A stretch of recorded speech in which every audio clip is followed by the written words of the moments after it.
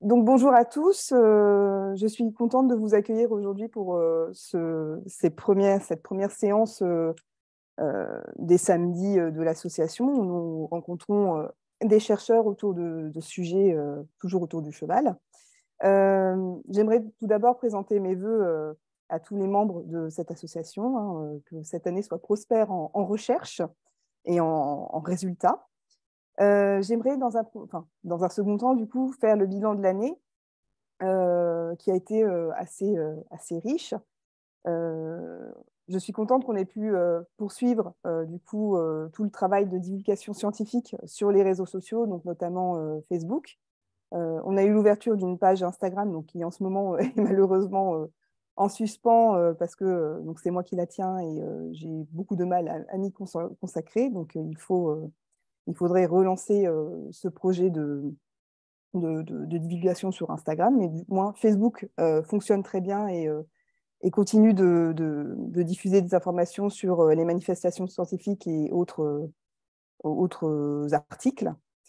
L'association a acquis une nouvelle visibilité. Enfin, on est quand même de plus en plus visible, du moins auprès de chercheurs et d'institutions, donc, notamment auprès du château de Chantilly, dont je dirai plusieurs mots tout à l'heure.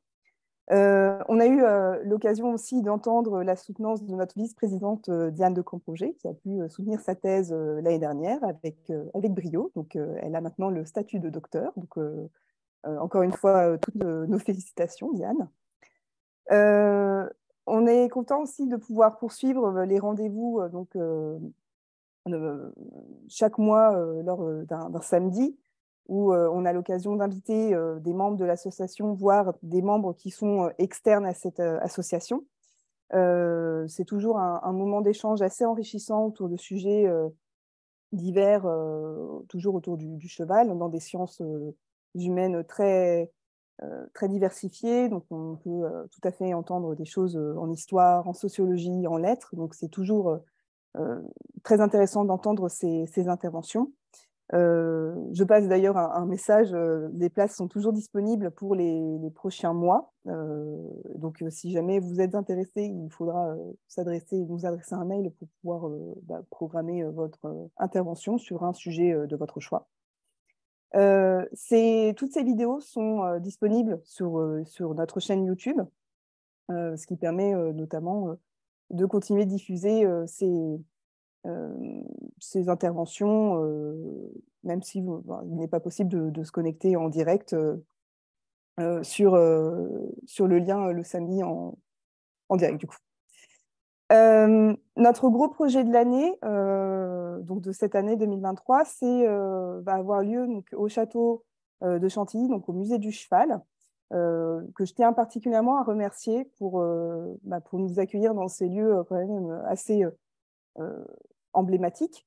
Ce colloque aura lieu le 7 mars et a été rendu possible grâce à la participation donc, de Marie Moutarde et du coup de Mathieu Deldic, qui est conservateur en chef au château de Chantilly.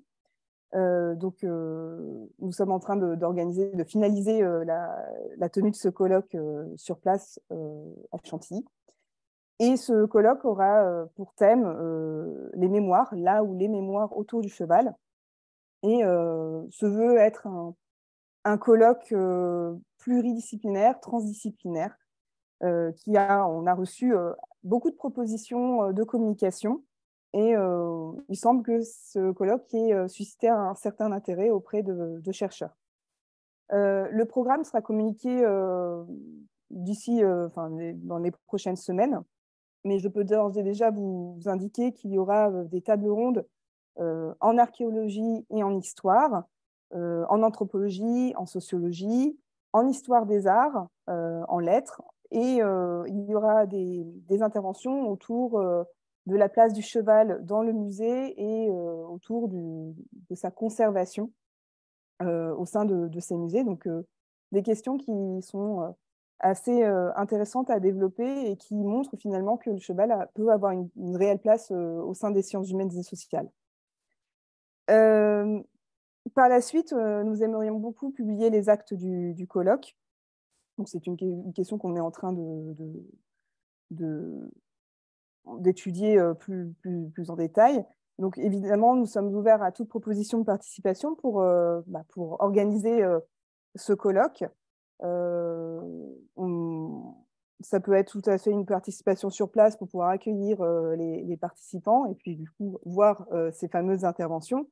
Et il y aura aussi tout un rôle à jouer après le colloque, notamment pour cette question de la publication des actes où nous ne sommes pas contre une aide pour relire les propositions, mettre en page ces propositions, etc. etc. J'attire un peu aussi, je fais un appel auprès des doctorants parce que ça peut être une action qui peut être valorisée dans son parcours scientifique, dans son CV tout simplement. Donc, nous sommes ouverts à vous pouvez participer en fait à ce colloque. C'est une très belle aventure qu'on serait ravis de pouvoir partager avec d'autres membres. De même, nous sommes ouverts à d'autres idées, à d'autres propositions. Si jamais il vous vient l'envie de participer à des colloques, à des rédactions d'articles, et que vous pensez que l'association peut prendre part à ces manifestations scientifiques, il ne faut pas hésiter à nous contacter pour qu'on puisse monter des projets, parce qu'il me semble qu'on a une certaine... on commence à avoir un certain intérêt de certains. Donc, ça peut être intéressant de nous contacter pour monter des projets et puis faire de la recherche autour du cheval, tout simplement. À l'automne 2023, nous allons renouveler le bureau. Du moins, il y aura une AG. Donc, si d'ici là, certains souhaitent s'investir plus dans l'association, il peut tout à fait prendre part aux différentes actions, proposer des idées. Et nous serons ravis avec les membres de pouvoir discuter et de mettre en place des projets, toujours pour faire vivre l'association. Si vous avez des questions, alors j'ai plus ou moins terminé, hein, je suis contente de pouvoir vous accueillir encore une fois lors de ces rendez-vous. J'espère que cette année sera riche de succès pour tout le monde. Et puis, si vous avez des questions, n'hésitez pas à me les poser. Normalement, j'ai terminé ma présentation de ces projets-là. Donc, je peux peut-être vous présenter plus en détail le programme de Chantilly, si jamais ça vous intéresse. Je vous laisse la parole. Sinon, j'enverrai tout ça la semaine prochaine, la semaine prochaine ou dans les semaines qui arrivent, via un mail. Peut-être que par mail, c'est plus parlant. Ouais, je pense que par mail, ce sera plus parlant du coup. S'il n'y a pas de questions, je vous propose de laisser la parole à Jacques-Marie Maître-Pierre, qui va nous présenter son travail sur les chevaux en Sancerrois et qui va nous expliquer aussi un petit peu les obstacles qu'il a pu rencontrer, mais qui font partie de la recherche. Donc, je vous laisse vous présenter et puis présenter votre travail qui va être enrichissant encore une fois. Il va essayer de l'être, en tout cas. Donc, tout d'abord, je vous tiens à remercier l'association Cheval Sciences Humaines et Sociales et son bureau pour votre proposition d'intervenir aujourd'hui dans le cadre de vos réunions mensuelles, parce qu'elle me donne l'occasion de vous présenter quelques observations, descriptions, qui seront peut-être un peu trop longues, enfin, j'essaierai de tenir le temps.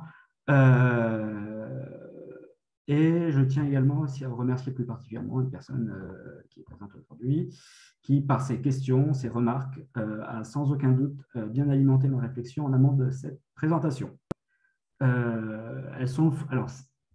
Ces recherches sont le fruit d'un travail toujours en cours, travail qui, au départ, porte sur une figure sociale du monde rural d'Ancien Régime, à savoir les petits exploitants agricoles et viticoles, qui, dans le cadre d'un de ces pays d'Ancien Régime dont parle Pierre Goubert dans ses travaux, ici à savoir le Sancerrois, un pays à la frontière entre Berry et Nivernais au centre de la France, ces petits exploitants répondent y répondent à la dénomination de manœuvre et bien sûr également à celle de vigneron. Alors, la question de prime abord pourrait être quel serait le rapport entre ce sujet d'histoire sociale et l'histoire d'Ecus, Ferus, Cabalus. Alors, je pense que ce n'est pas à vous qu'il convient d'expliciter, d'expliquer les nombreux fruits que peut porter une histoire sociale du cheval, ou plus largement des animaux, a fortiori des animaux domestiques. Histoire d'ailleurs qui a été esquissée dans de nombreux travaux ou articles où j'ai pu trouver matière à réflexion en préalable à la séance d'aujourd'hui. Comme par exemple dans un article de Jacques Perret sur les cheptels et les hiérarchies sociales en Gâtine-Poitevine au XVIIIe siècle, qui a été publié il y a déjà 24 ans dans les actes d'un colloque sur les stratigraphies et les relations sociales dans les campagnes de l'Ouest. Donc, le sujet est posé, clairement, histoire sociale et histoire animale ont tout à voir ensemble. En tout cas, beaucoup de choses. Pourtant, une histoire du cheval en Sancerrois, comme voilà, vous l'avez dit, cela ne va pas forcément de soi. Alors, parce qu'avec cette vingtaine de paroisses qui vont nous occuper aujourd'hui, nous sommes assez loin de cet arc partant de la Bretagne, traversant le nord et les plaines de Flandre, et se terminant en Alsace, qui voit défiler, dans le cadre de l'enquête agricole de 1852, les plus fortes densités de chevaux au kilomètre carré.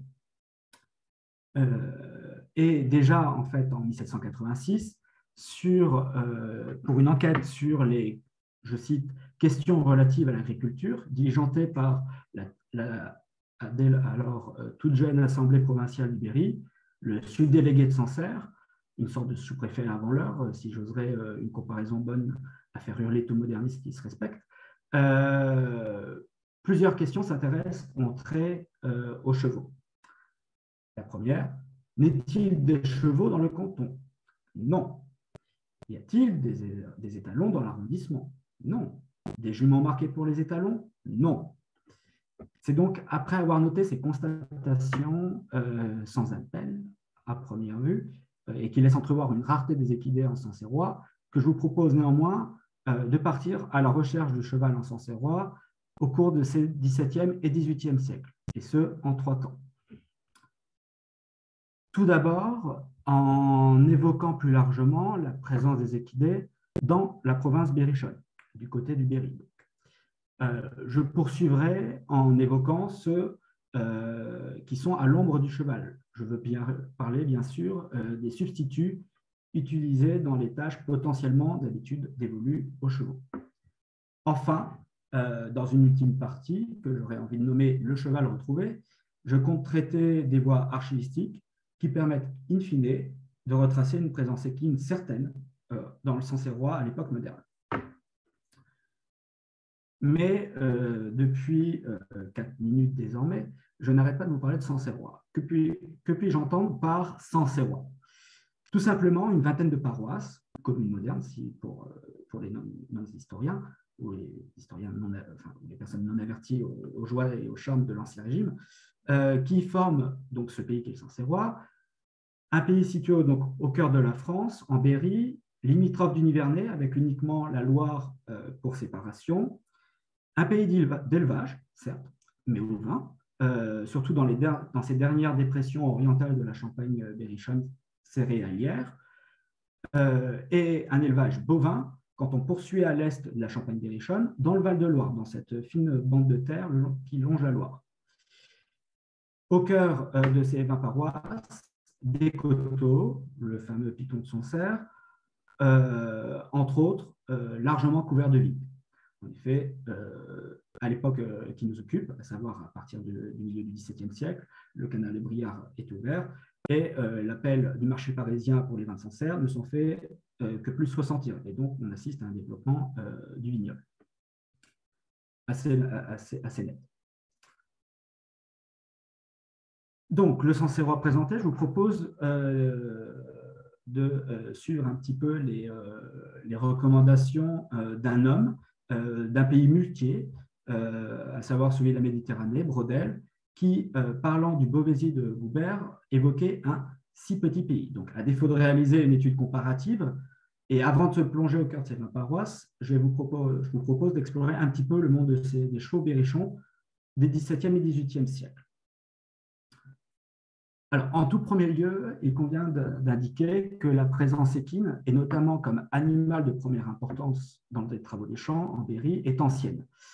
Ainsi, dès le XIIIe siècle, à Bangis-sur-Craon, une trentaine de kilomètres au sud-est de Bourges, les prévôts du chapitre de la cathédrale de Bourges distinguent deux catégories de labourés. Ceux qui labourent avec des bœufs et ceux qui labourent avec des chevaux. En effet, cette distinction est d'importance. Les coutumes qui fixent les redevances alors acquittées par les habitants distinguent elles aussi ce type d'exploitants. Il y a donc une évidente raison fiscale à bien faire la distinction. Cette présence importante est d'ailleurs bien confirmée 3 siècles plus tard, on entre dans l'époque moderne, avec les premiers mémorialistes ou historiens décrivant le pays de Berry, Nicolas de Nicolaï ou encore Jean Chaumot, qui, dans son Histoire du Berry en 1566, écrit « Le pays et duché de Berry est un apanage des enfants de la France, assis en pays plat, fertile et délectable. Les herbes du pays sont délicates et fort savoureuses à la nourriture et package de tout le bétail.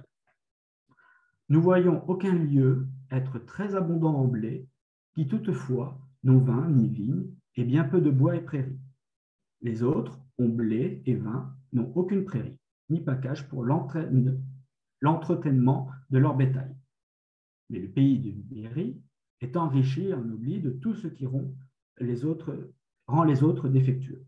On y voit des bois, taillis et hautes futaies, bien peuplés de sauvagines, dans lesquels bœufs, vaches, chevaux et juments prennent journellement leur pâturage. Un peu plus tard, alors qu'il aborde une description du pays fort, à savoir la région qui se trouve au nord-est de Bourges, il remarque une vallée très plaisante, tant pour les belles et grandes prairies arrosées de la Sauldre que pour les bois et forêts de haute futée, taillis et garenne. Il est fertile et abonde en toute espèce de blé, légumes, herbages, fruits, vaches, moutons, brebis, chevaux et juments. C'est que ces deux exemples antérieurs au cadre chronologique de l'étude que je vous propose permettent d'introduire, c'est la position du Berry dans une géographie des usages agricoles qui est particulièrement intéressante. En effet, comme je vous l'ai dit, nous sommes au centre de la France, qui est véritablement une zone de rencontre entre les zones des régions de labour à cheval et celles de labour avec des bovins. Ces usages mixtes sont d'ailleurs très bien décrits dans les questionnaires envoyés dans les paroisses du Berry en 1763 par la Nouvelle Société royale d'agriculture de Bourges. Ainsi, à Coulon, à 60 km au nord du pays de Bourges, aux portes de la Sologne, les labours se font avec 2 chevaux ou 4 bœufs dans les terres battantes ou de gros sable, et dans le peu des grosses terres qu'il y a, avec 6 ou 8 bœufs ou 4 chevaux attelés à une charrue.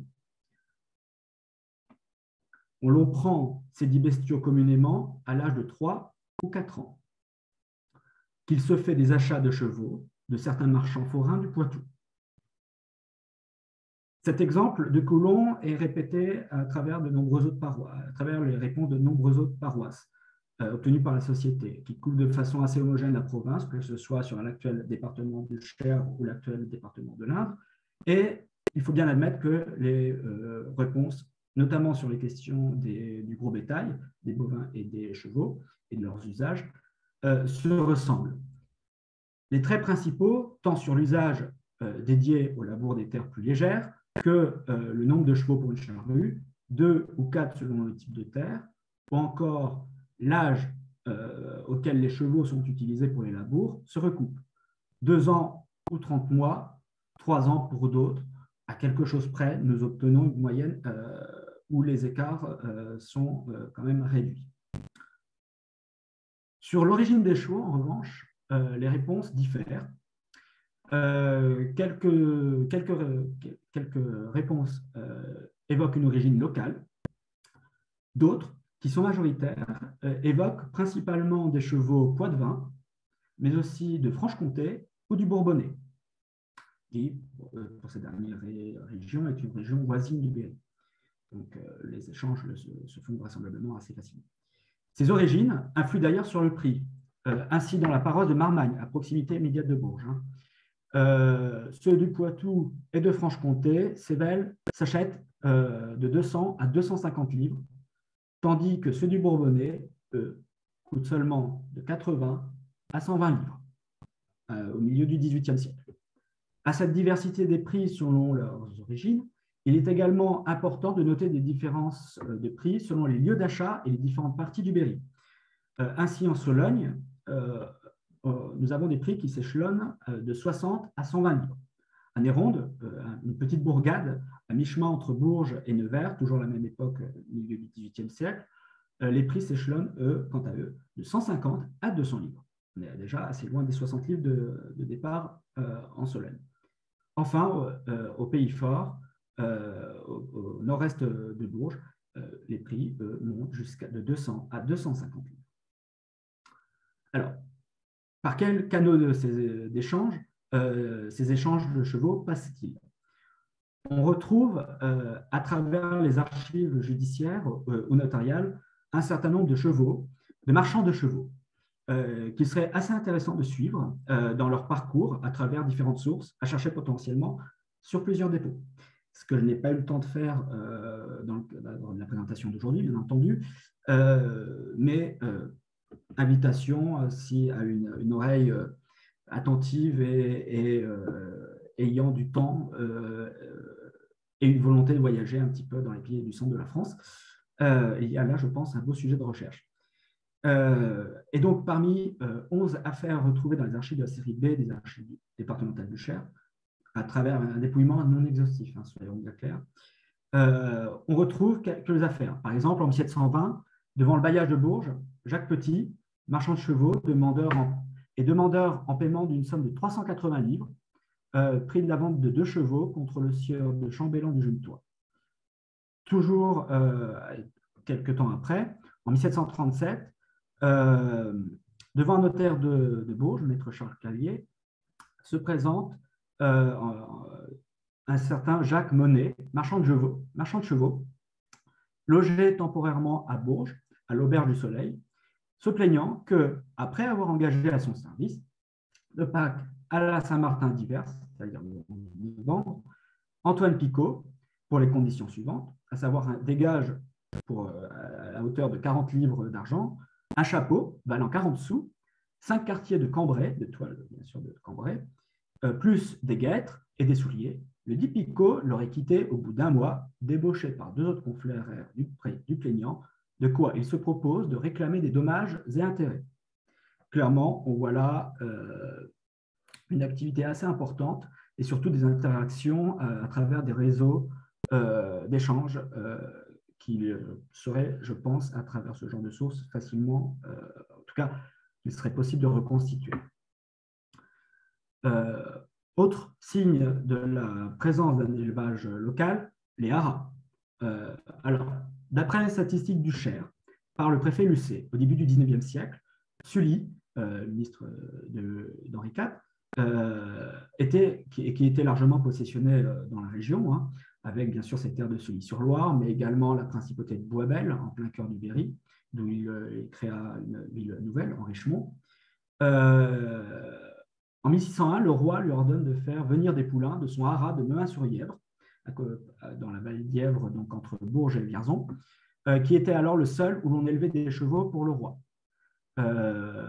Et Henri IV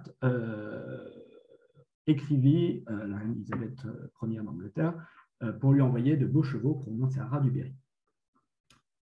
De même, avant la Révolution, on sait que 3 sortes d'étalons existent dans les haras, des étalons royaux en dépôt, des étalons royaux confiés à des gardes, enfin, et surtout, dans le cadre de la présentation d'aujourd'hui, des étalons approuvés appartenant à des gardes.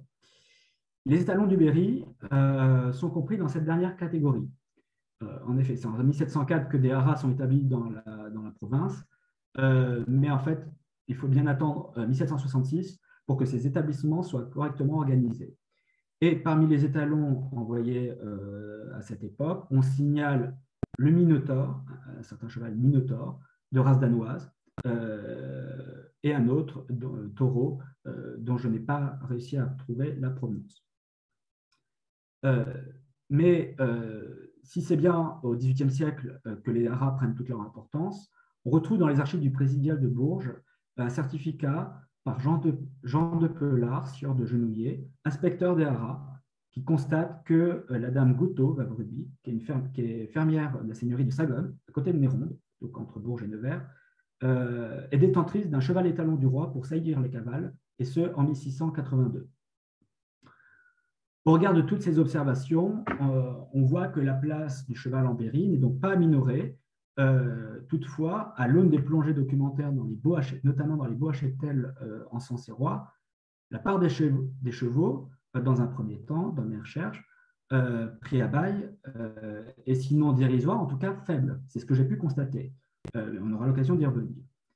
Donc, si l'on admet une faible présence des chevaux en premier lieu en Sancerrois, dès lors, on est en droit de se demander quel substitut l'on peut trouver pour réaliser les travaux qui leur sont traditionnellement dévolus. Le premier substitut, il est assez évident, c'est l'homme. En effet, nous sommes au pays de vignobles, en Sancerrois, et comme le rappelle Marcel Lachivert dans son ouvrage sur vin, vignes et vignerons en région parisienne du XVIIe au XIXe siècle, le vigneron est un homme à bras. Brodel, lui, parle de son côté du moteur humain. Moteur médiocre, certes, puisque d'après ses calculs, mesuré en chevaux-vapeur, c'est-à-dire la capacité de soulever 75 kg à 1 mètre de hauteur en 1 seconde, la puissance de l'homme, d'après Brodel, est entre 3 et 4 centièmes de cheval-vapeur, contre 27 à 57 centièmes pour un cheval de trait. Toujours dans les estimations, Forest de Bélidor, qui était un ingénieur, de la première moitié du XVIIIe siècle, estime qu'il fallait 7 hommes pour assurer le travail d'un cheval de trait. Et concrètement, il est aussi possible de rappeler que le nombre de mesures agraires était calculé en fonction des possibilités de travail d'un homme en une journée.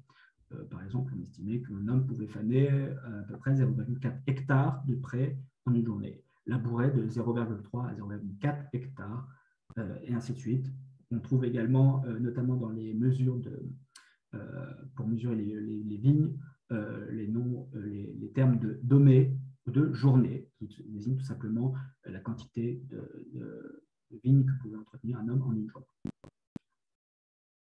Ainsi donc, on voit qu'avec ce fameux moteur humain, le rendement est faible et surtout qu'il est payé la moitié d'une journée de cheval et pas le 7e au comparatif de sa force. Donc, à savoir 8 sols, si on fait la moyenne à la fin du XVIIe siècle entre les journées de travail d'hommes et celles des femmes, alors qu'une journée de travail pour un cheval revient à peu près à 16 sous. D'après les dettes retrouvées dans les inventaires après décès pour cette époque. Alors, est-ce là la reconnaissance du travail humain ou simplement une nécessité? Pourquoi? Parce il faut peut-être une nécessité plutôt, parce qu'avec une culture de la vigne complètement différente de celle reconstruite après le phylloxéra, l'emploi d'hommes dans les vignes est une nécessité. Les plantations aujourd'hui en rang qui permettent le passage et le labour de chevaux de trait n'existent pas. En tout cas, s'ils existent, pas pour très longtemps. Parce que les vignes, à l'époque, notamment en Sancerrois, sont plantées en foule, c'est-à-dire à l'aide de provignage ou de marcottage. C'est-à-dire qu'on va faire passer, dans le cadre d'un marcottage, un sarment en terret qui, avec les yeux, va développer des racines et donc former de nouvelles pousses de vigne. Ce qui va permettre de multiplier la vigne facilement et sans grands frais. De même, le provignage, il s'agit tout simplement d'enterrer un cep à l'horizontale et a priori dans une fosse et a priori de laisser et d'entretenir pour que des racines puissent se développer et donner plusieurs plants. Autant dire que les rangs, toute les vignes ne se présentent absolument pas en forme de rang et qu'en 10 ans de temps, à l'hectare, on peut retrouver un nombre de pieds à peu près 4 fois supérieur à ceux au nombre que l'on peut trouver aujourd'hui à l'hectare dans les vignes. Dans ces conditions, il est donc bien sûr inenvisageable de labourer à l'aide des chevaux. Et donc, c'est bien à l'aide des nombreuses bêches, pelles, pioches à vigne, contenues dans la plupart des inventaires après décès des manœuvres et vignerons qui entrent en action, que l'on entretient les vignes. Il faut bien voir également que beaucoup de manœuvres exploitent quelques bosselets de terre, quelques hectares, et que ces hectares, notamment quand on arrive sur des surfaces atteignant presque 5 hectares, ces terres ont besoin de labour. Or, les manœuvres, la plupart du temps, ne possèdent pas d'attelage de chevaux. La solution pour eux est alors tout simplement de louer leurs bras au service de laboureurs qui, contre rétribution en nature, à savoir la rétribution en nature, ce sera le labourage de leurs terres. Les manœuvres peuvent donc avoir accès aux chevaux, mais de manière détournée par leurs bras. Le deuxième substitut, ce sont les bœufs, bien entendu. On en a déjà parlé. C'est en effet le meilleur compagnon des Crous-Cabalous dans les différents mémoires et enquêtes agricoles du Berry pour assurer les labours. À Saint-Sérois, sa domination notamment dans les inventaires après décès et surtout dans les baux à cheptel est claire. Hein, les bœufs sont majoritaires par rapport aux chevaux. Elle l'est au XVIIe, elle l'est toujours au XVIIIe. Et après quelques sondages dans les archives notariales, il faut vraiment attendre le dernier quart du XIXe siècle pour que le cheval prenne l'avantage et remplace définitivement les bœufs comme animal de trait. En comparaison du cheval, il possède plusieurs avantages. En effet, le bœuf possède plusieurs avantages. Après sa réforme, il peut être livré à l'engrais et surtout vendu, mais aussi engraissé puis vendu. Alors que la vente d'un cheval réformé n'est pas forcément profitable à son propriétaire. Le cheval demande également une nourriture de meilleure qualité que le bovin. Il exige des herbages spécialisés, alors qu'en dehors du Val-de-Loire, en Sancerrois, les prairies sont rares. Et la concurrence pour obtenir soit les baux de prairies, soit truster les ventes, la concurrence est féroce.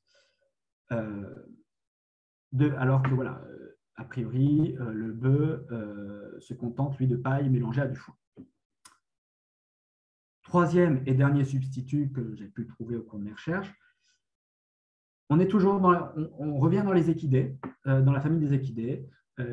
J'ai nommé Equus asinus, l'âne, la bête asine, qui est plus légère en entretien, plus adaptée pour gravir des pentes au pourcentage important, notamment dans le vignoble, et surtout, c'est son principal intérêt, moins cher à l'achat. 20 livres environ, si vous rapportez ça au prix que je vous ai annoncé tout à l'heure, le choix, en tout cas l'intérêt pour des jeunes, pour des petits exploitants était tout trouvé pour ces ânes. Ainsi, l'ensemble des bêtes asines retrouvées dans les inventaires après décès appartiennent à des vignerons ou à des manœuvres. Appartiennent ou sont prises à bail. En effet, les petites fortunes locales accumulées comme fermier d'un moulin banal ou fermier d'une seigneurie ou en étant titulaire d'une charge notariale ne s'y trompent pas. Ainsi, on trouve par exemple Antoine Grangier, notaire à Sancerre, originaire d'une petite paroisse, Sury-en-Vaux, juste au nord de Sancerre, qui investit sur 5 paroisses limitrophes de Sury-en-Vaux, dans une métairie, dans plusieurs manœuvreries, c'est-à-dire des petites exploitations qui donc montent jusqu'à 5 hectares en termes de surface d'exploitation, possède bien sûr moult rentes et créances, agit comme banquier, quoi, mais également dans les 112 feuillets déployés pour l'heure de sa comptabilité, l'on retrouve des brebis, énormément de vaches, et enfin des équidés. Des chevaux pour les métayers. En tout, pour l'heure, j'ai trouvé 8 chevaux, mais j'ai également retrouvé pour des manœuvres et vignerons 8 bourriques. On voit donc une certaine égalité dans les investissements d'Antoine Grangier par rapport aux bêtes, par rapport aux équidés. Ces ânes sont en effet des bêtes utiles et pratiques pour le travail, mais aussi pour des vignes, mais ils sont également utiles ils peuvent être utilisés pour le travail des sols légers et sablonneux, notamment dans certaines zones du Val-de-Loire. En effet, et les ânes sont tout à fait capables de produire des sillons de 10 à 15 cm de profondeur, ce qui est largement suffisant pour la culture de ces terres. Alors, si je vous avais indiqué tout à l'heure que dans les bois à cheptel, les chevaux sont discrets, c'est en effet le cas. Quelques chiffres en dehors des prix durant cette intervention. Sur les 28 bois à cheptel que j'ai pu retrouver à la fin du XVIIe siècle dans les notaires du Sancerrois, j'ai 32 mentions d'équidés dans ces baux. En comparaison, j'ai 66 bovins et 93 mentions d'ovins, des mentions qui, pour les ovins d'ailleurs, sont souvent collectives. C'est-à-dire qu'à chaque fois que j'ai des mentions d'équidés, c'est souvent un cheval, une cavale, ou éventuellement une cavale plus son poulain. Point. Alors que pour les ovins, les moutons, on est pour les manœuvres souvent des cheptels qui montent à 10, 15 brebis, éventuellement accompagnés de leur agneau, voire beaucoup plus pour les métairies. De même, pour la fin du XVIIIe siècle, sur les 50 baux à cheptel dans les 10 dernières années, de l'Ancien Régime, les 50 baux que j'ai pu retrouver, 15 mentions d'équidés, 77 de bovins, 123 d'ovins. La différence, donc les chevaux sont bien là, mais discrets. Le sont-ils également dans les inventaires après décès? Oui, c'est le cas. Seulement 13% des inventaires après décès sur les 220 que j'ai pu dépouiller pour l'instant, en totalité, mentionnent des chevaux, des cavales ou des poulains. Alors, on y trouve bien sûr des laboureurs, des marchands, des meuniers, ça c'est attendu, mais ne trouve-t-on rien d'autre comme profession dans les possesseurs de chevaux? Eh bien si. En effet, l'on peut retrouver quelques vignerons, quelques marchands, mais qui, dans ces cas-là, ont très souvent des profils sociaux assez atypiques par rapport à l'ensemble des manœuvres et des vignerons. Qu'on en juge, au XVIIe siècle, j'ai pu trouver 8 inventaires après décès qui mentionnaient les chevaux. 2 seulement de ces inventaires sont des inventaires de vignerons, dont un s'élève à 1874 livres, alors qu'en moyenne, les inventaires de vignerons montent à 300, 400 livres tout au plus. Qui est-il, ce Jean Moreux? C'est un vigneron, certes, mais son fils sera cabaretier, son petit-fils sera notaire. L'on est clairement sur une pente sociale ascendante, qui est déjà là bien engagée, et le cheval est clairement ici un signe de richesse et de succès d'ascension sociale. Au XVIIIe siècle, en plein cœur du XVIIIe siècle, pareil, 13 inventaires, un seul manœuvre, qui lui, un inventaire qui s'élève à 965 livres. Pierre Tissier, qui est-il ce Pierre Tissier? Manœuvre de son état dans le Val-de-Loire.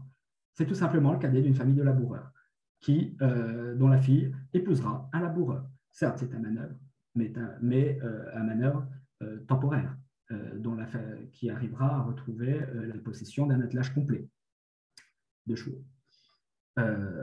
Enfin, à la fin du XVIIIe, sur les 2 inventaires où j'ai des manœuvres qui possèdent des chevaux, l'un est à 1018 livres, autant dire que nous sommes sur des profils à peu près comparables à ceux que je viens d'évoquer. Seulement un inventaire se monte à 275 livres et donc est vraiment dans la moyenne des inventaires de manœuvres que je peux trouver. Alors, la discrétion donc, apparente des chevaux dans les sources est donc bien plutôt une discrétion numérique sociale, parce que seuls les laboureurs peuvent se permettre d'entretenir des chevaux. D'autre part, en exploitant les baux des métairies des fermes du Sancerrois, en fait, on observe que la majorité des bois à cheptel, souvent à moitié pertes et profits, sont directement intégrés au bail de l'exploitation. Et dans ces cas-là, à partir des premières constatations que j'ai pu observer, la proportion des chevaux utilisés comme animaux de trait monte alors très rapidement à près du tiers, à près du tiers des animaux de trait en comparaison des bœufs, voire même à presque la moitié des animaux de trait à la toute fin du XVIIIe siècle. Donc, néanmoins, toutes ces mentions permettent, au vu de leur estimation, de distinguer deux cas de figure. Tout d'abord, on a le premier cas, les chevaux obéissent à des estimations telles que je les ai données tout à l'heure, hein, c'est-à-dire aucun cheval à moins de 60 livres. Le deuxième cas, ce sont des chevaux qui, là, par contre, ont des montants, ont des estimations beaucoup plus faibles, 40 livres environ, qui ne sont donc que seulement 2 fois plus chers que les ânes. Le premier cas de figure sera sans aucun doute des chevaux de trait. Le deuxième, lui, sera le cheval du vigneron. Ces chevaux, d'ailleurs, ne font d'ailleurs que rarement l'objet de descriptions. On n'a même pas la robe, contrairement au premier cas où là, vraiment, on a tous les éventails que je pense que vous connaissez mieux que moi. Au vu des prix, il s'agit clairement de bêtes différentes. On a les chevaux des laboureurs, les chevaux des vignerons. 3 autres éléments nous démontrent en fait qu'il y a une présence certes discrète, mais non négligeable des chevaux en Sancerrois. D'une part, les foires. Alors, un préfet de l'Indre, le préfet d'Alphonse, dans une statistique, parle d'une ancienne foire du Beaumarchais de Sancerre, où l'on venait depuis la Normandie pour y trouver des chevaux. Alors, après avoir essayé de dépouiller les archives judiciaires pour Sancerre, je n'ai trouvé que très peu de références à cette foire, vraiment pas grand-chose. En revanche, un document trouvé aux archives nationales, et qui, là, est bien antérieur à ma période, permet certainement néanmoins de constater l'ancienneté de cette foire et surtout donc, sa stabilité, et le fait qu'elle ait perduré quand même à travers plusieurs siècles. En effet, en 1385, à Paris, Geoffroy Ponto, laboureur de Neuvy-sur-Loire, juste de l'autre côté de la Loire, en face de Sancerre, demande une rémission, alors qu'il est prisonnier à Sancerre, pour avoir tenté de vendre à la foire de Sancerre une jument qu'il avait volée. Nous sommes en 1387. Et on trouve maintes autres affaires semblables, d'ailleurs, dans tout le Val-de-Loire, dans les pays de Loire moyenne, depuis Chartres jusqu'en passant par la Touraine. Là, en l'occurrence, c'était une affaire qui concernait Sancerre, donc je l'ai prise. Autre moyen en creux d'observer en fait une présence finalement discrète, mais donc bien réelle des chevaux en creux, c'est de compter tout simplement les maréchaux. Ainsi, si on observe les rôles fiscaux pour les années 1693-1694, sur 21 paroisses, nous avons quand même tout de même 18 maréchaux, dont 4 rien qu'à Sancerre. Il est peu probable qu'il y ait autant de maréchaux dans la région s'ils n'ont pas de travail avec les chevaux, tout simplement. Et très souvent, ce sont de véritables familles complètes. Ainsi, un des premiers actes notariés que l'on trouve dans l'étude de Sambeaujeu, à la frontière entre Sancerrois et Belfort, en plein cœur du règne d'Henri IV, concerne un certain Antoine Maillet, maréchal de son État, Crésanciers-en-Sancerre, le village limitrophe. 2 siècles plus tard, et après la création de plusieurs branches et une ouverture géographique sur un rayon de 15-20 km à la ronde, on retrouve toujours des Maillets, maréchaux, sous Napoléon. Et le seul inventaire après décès d'un maréchal que j'ai pu trouver en Sancerrois pour la fin du XVIIe siècle est d'ailleurs celui d'un certain Sylvain Maillet, parti à feu à 15 km de Crésancy. Sur le même modèle, on pourrait citer les Dupont, maréchaux à Sancerre, maréchaux protestants puis sous Louis XIII et que l'on retrouve toujours sous Louis XVI. Bref, à travers cette catégorie professionnelle, on a une reproduction sociale évidente liée à des savoir-faire très spécifiques qui donc se transmettent de génération en génération et pas toujours de père en fils. Je pense qu'on pourra peut-être éventuellement y revenir dans le cadre des questions. Autre source que je n'ai pas pu exploiter aujourd'hui, 175 pages d'un conte de Sellerier, d'une abbaye cistercienne, celle de Chalivoix, qui relate ses recettes et ses dépenses avec moult détails. Et là, il serait très intéressant d'étudier pour avoir toute une série de prix sur les instruments, les outils, les accessoires indispensables qui se rattachent à la possession de chevaux. Le prix de bride, de licol, de selle, et ce pour le début du XVIIIe siècle. Donc, au terme de cette intervention, qui donc avait pour défi de faire de l'histoire des chevaux dans un pays qui, en apparence, n'en comptait pas, ou presque, en plus une assemblée d'éminents spécialistes des équidés. Donc le but était bien sûr de retrouver les chevaux du Sancerrois d'Ancien Régime. Alors l'on peut conclure que malgré l'apparente difficulté de prime abord à retrouver la trace de ces équidés, cette difficulté tient à 3 divergences. Une divergence géographique interne au Berry entre des régions Meun-sur-Yèvre, où il y a un haras, Néronde, ou le Pays Fort, on voit qu'il y a quand même des embryons d'élevage de chevaux, et d'autres régions où il n'y en a pas, le Sancerrois par exemple. Une divergence également quant aux usages. On peut trouver des substituts pour réaliser par exemple des tâches traditionnellement dévolues aux chevaux et beaucoup plus adaptées au terrain. C'est le cas par exemple en Sancerrois, notamment avec tous les travaux de la vigne. Et enfin, une divergence sociale qui fait que le groupe social numériquement majoritaire en Sancerrois ne pouvait, en tout cas que très rarement, disposer de chevaux en propre.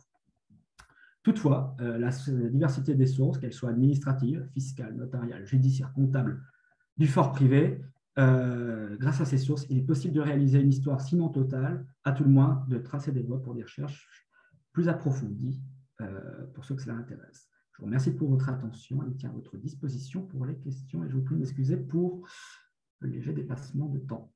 Ce matin, ça passait, néanmoins, en une demi-heure.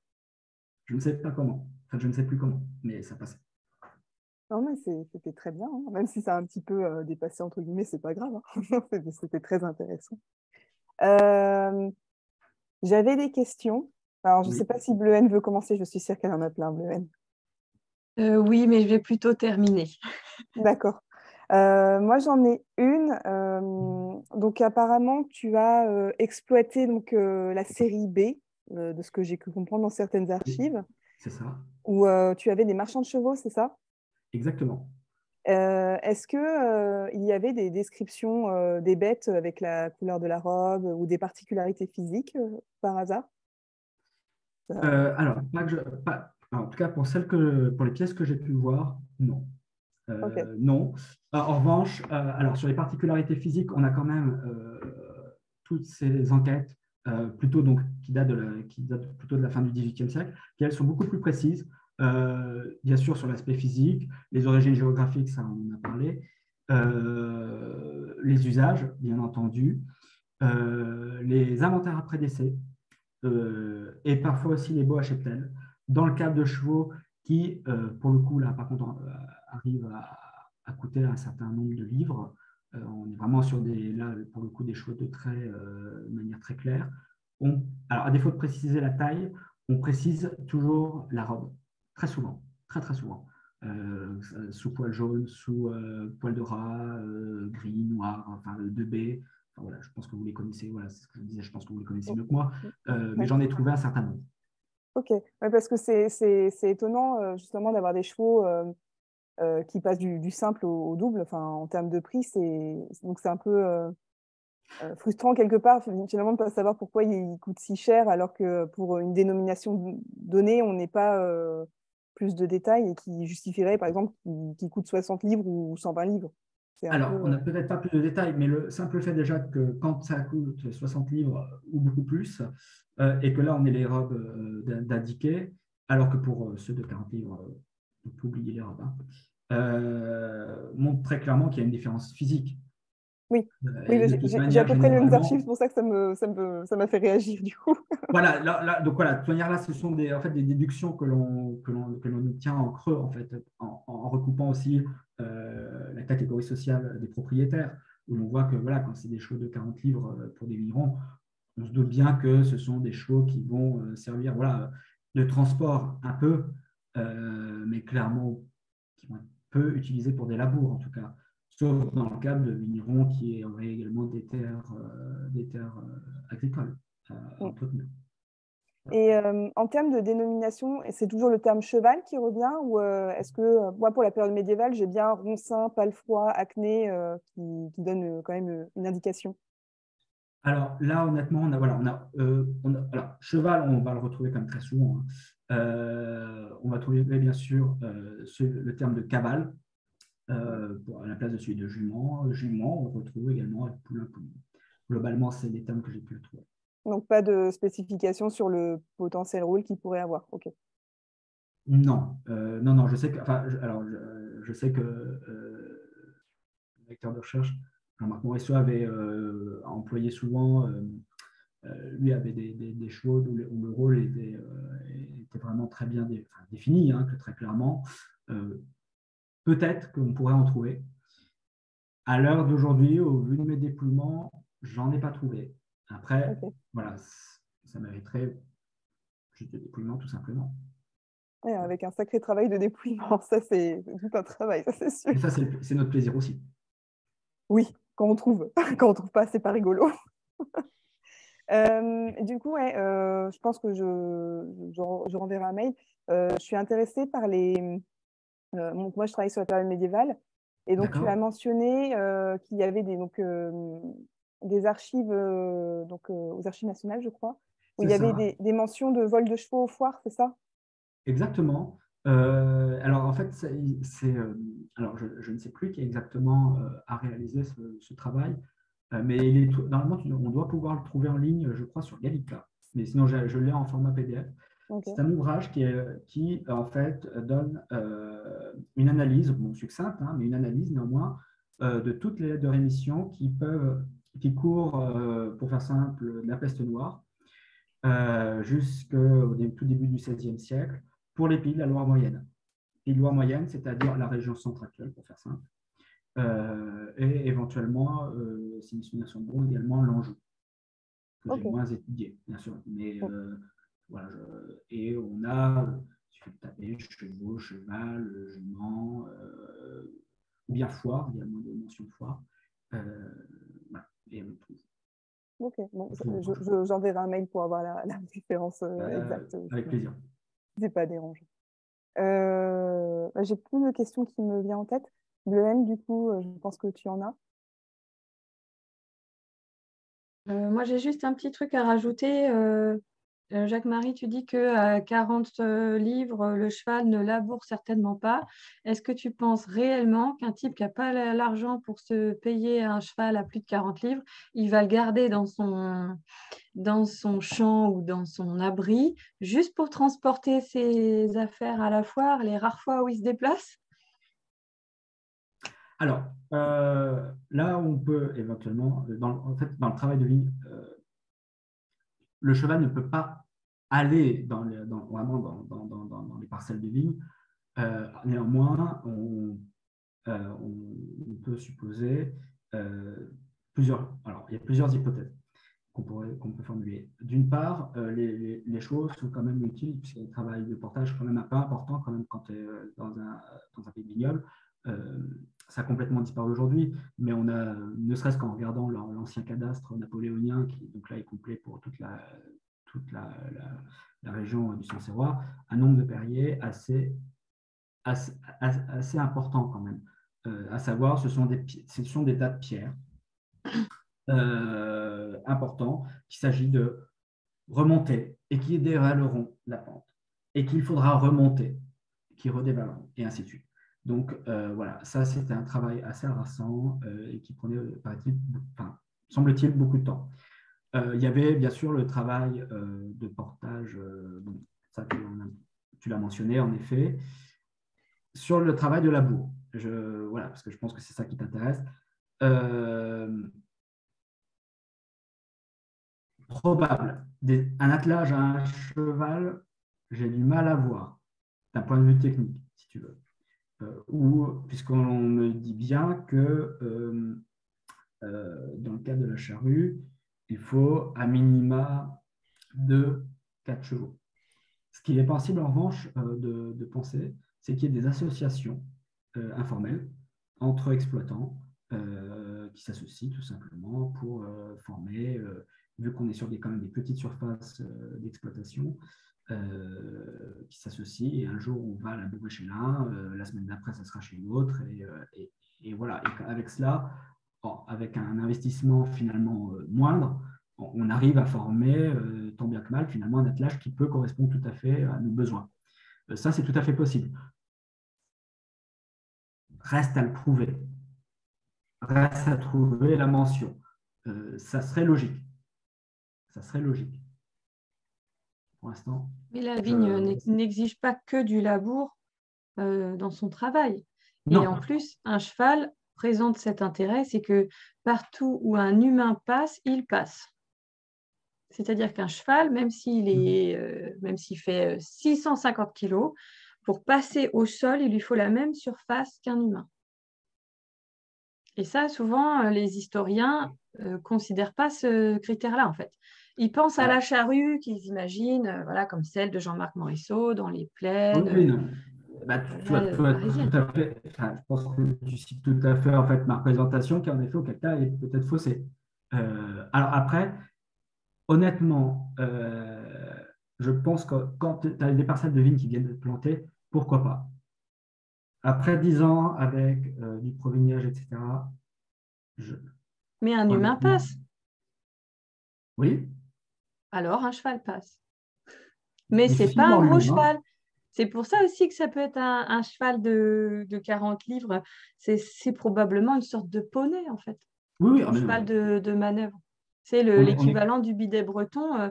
Moi, je peux oui, te garantir que j'en trouve qui valent 6 à 12 livres, hein, des chevaux, d'accord, soi-disant.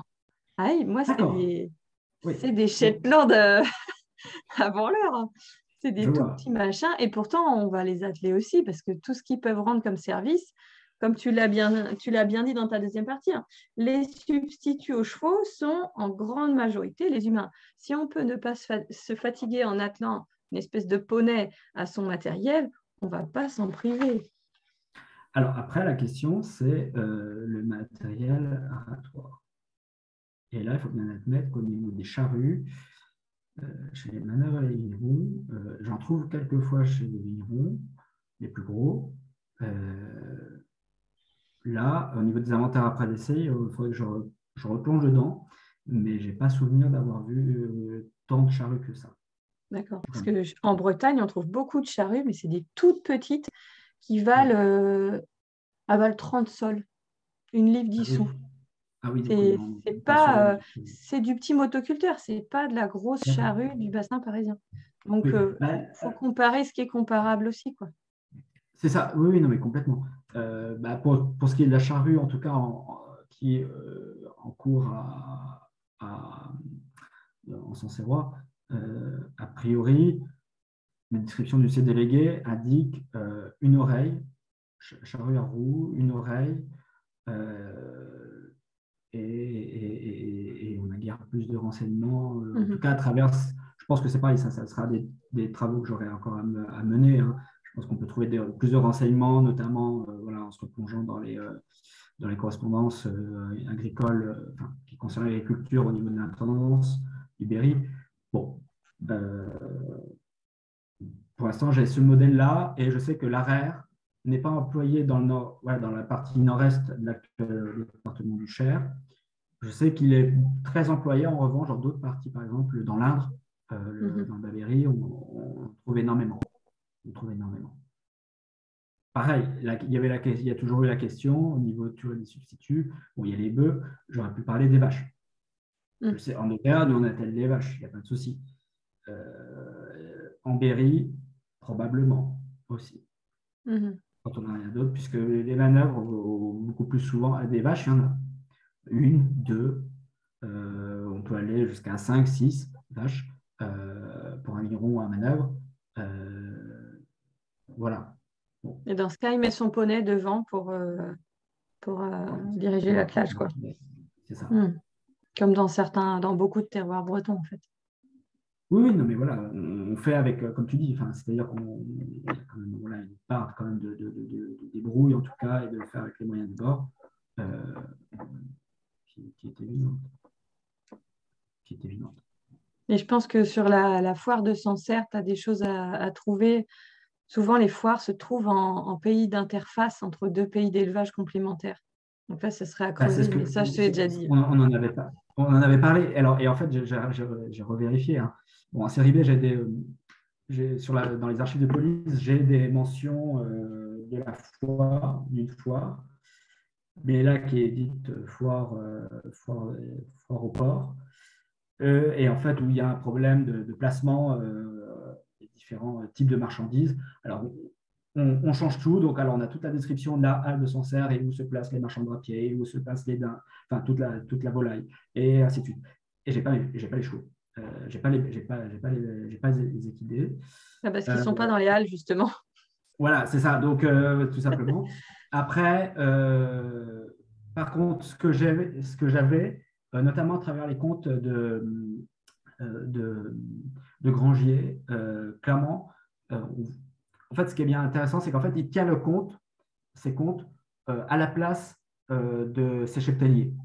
Et donc, on sait que le cheptelier, il a vendu sa vache à telle fois. Mais ça marche aussi pour les chevaux et les bêtes asines. Et donc, par exemple, je vois qu'à Bogie, là, en pleine Champagne-Berrichonne, à 25 km à l'est de Bourges, on a une foire aux chevaux déjà présente et déjà spécialisée dans les chevaux au XVIIIe siècle. Dans les chevaux, enfin les équidés, les ânes, c'est là qu'il les vend ou c'est là qu'il les achète. Voilà, et ça, c'est une foire qui a perduré en plus assez longtemps. Hein. Moi, je veux dire, enfin, personnel, j'ai mon grand-père qui, par ailleurs, d'ailleurs, m'a raconté que voilà, les ânes, en effet, étaient utilisés pour labourer, notamment dans le Val. Voilà, il y a 80 ans, 90 ans, il y avait encore une foire aux chevaux assez importante à Bougie qui était reconnue pour cela. Il y a une autre foire, Pesselière, qui existe d'ailleurs toujours, les 1er de juin.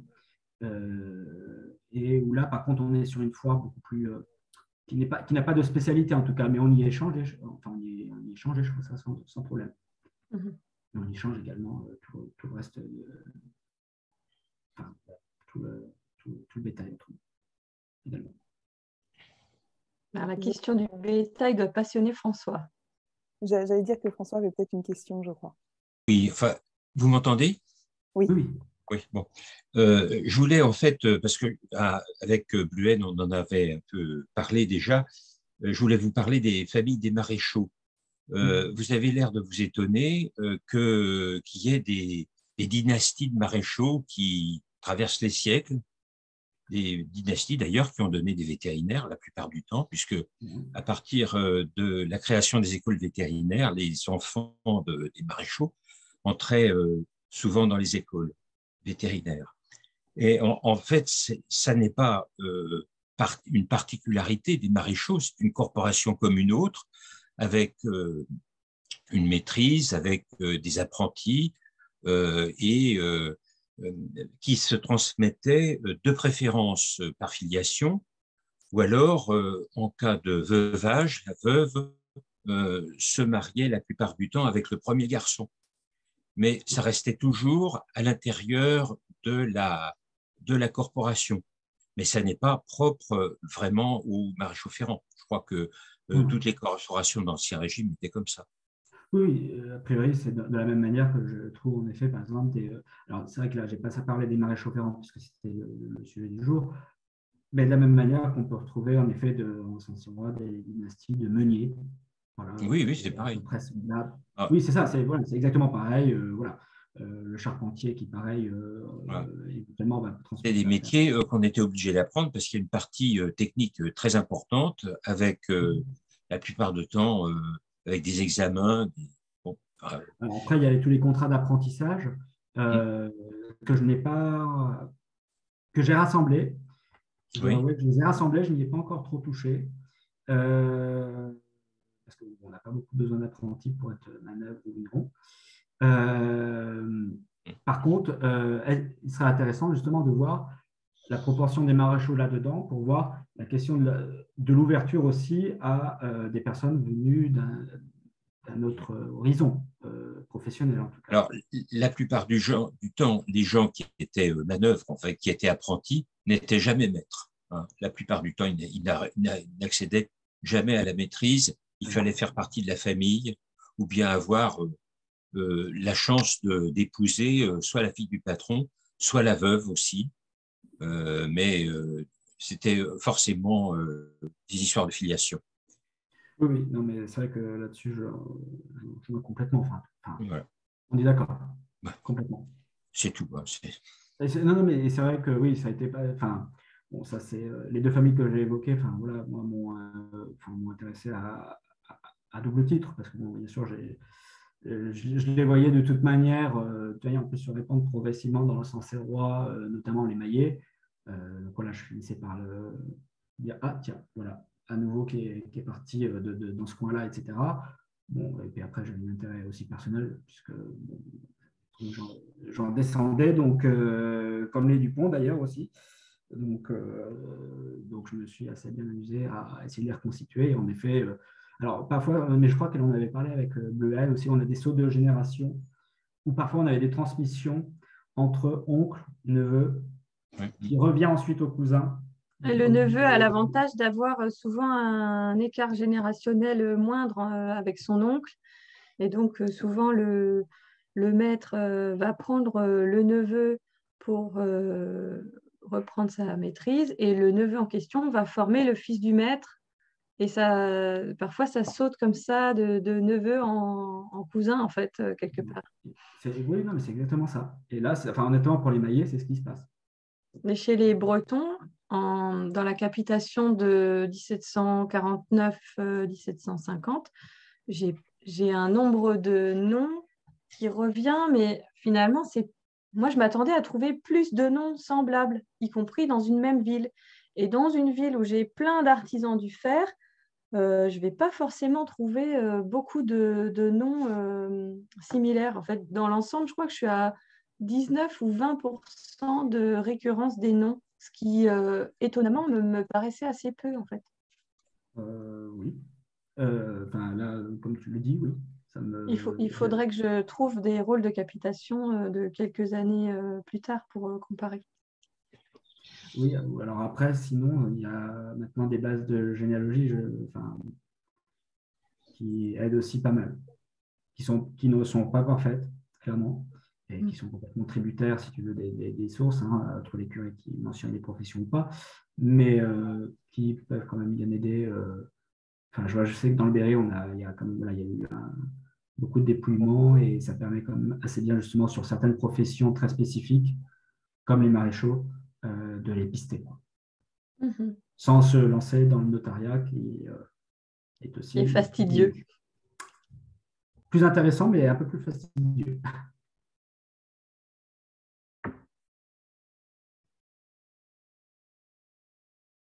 Donc, globalement, en termes de sources, donc, il y a des actes de notaire. C'est ça. Des actes de notaire, des archives judiciaires, bien sûr, des archives, je dirais, comptables, alors du fort privé souvent, Brangier, entre autres. Alors comptable, après, par exemple, comme aussi le compte des Celleriers, des cisterciens, l'abbaye cistercienne, que je n'ai pas exploité pour aujourd'hui, mais qui honnêtement mériterait au vu des renseignements qu'elle contient. Des sources administratives, les mémoires, les correspondances des subdélégués, des intendants, et aussi des sociétés d'agriculture, qui sont, en l'occurrence pour le Cher, tout est regroupé en série C.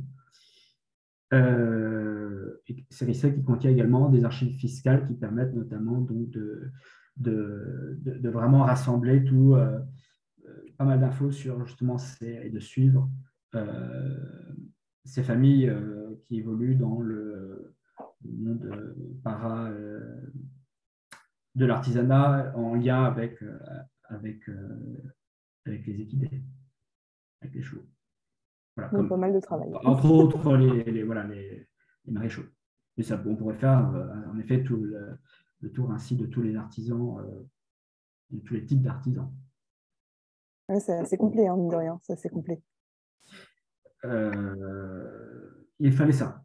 Il fallait ça au moins pour avoir aussi un aperçu dans quelque chose d'un peu. À vous, il fallait ça pour la généalogie de la famille aussi.